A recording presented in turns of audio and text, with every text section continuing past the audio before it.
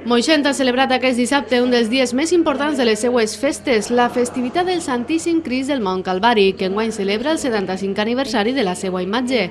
És una festa a part del Divendres Sant, però com a Jesucrist ressuscitat, la creu porta la vida, perquè és una creu gloriosa que ara es mira amb resultats victoriosos. El Crist, el baixem de l'ermita, va ser el primer acte religiós antes de les festes i avui celebrem la festa a ell i a més a la vesprada es completa la professó. La imatge del Crist, a més, enguany compleix 75 anys, el 75 aniversari.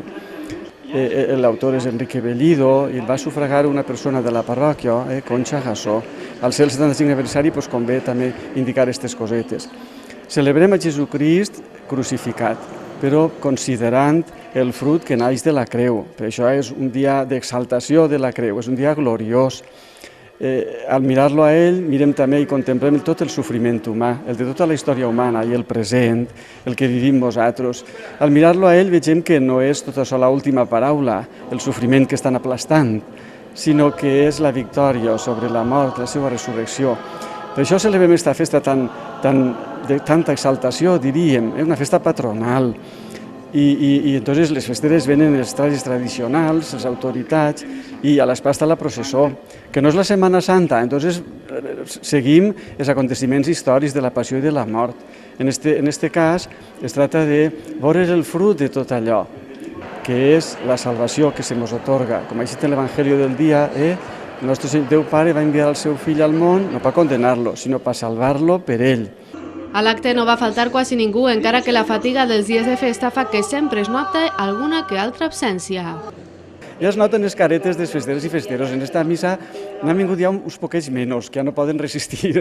I també estaven ja alguns tossint, altres, quan proclamen les lectures, es nota la veu un poquet ja més agarrada, estan fatigats, però clar, és que la festa és tan intensa que no es dona temps a descansar.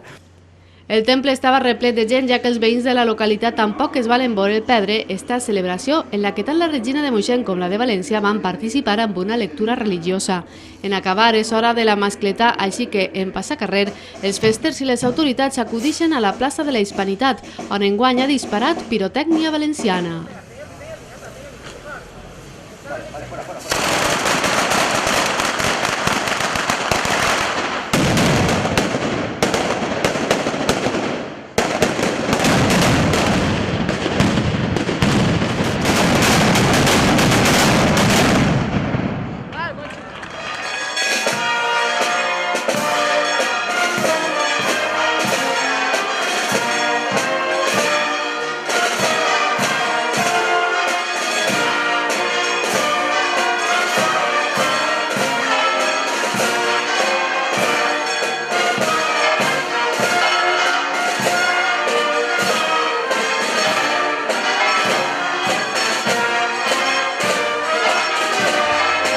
L'endemà les protagonistes eren les santes relíquies. Segons Felipe Sánchez, president de la Societat de Campaners del poble, en l'últim dia de les festes patronals es tributa amb la seva veneració a Fra Cristóbal Moreno del Camino, qui va portar-les al poble.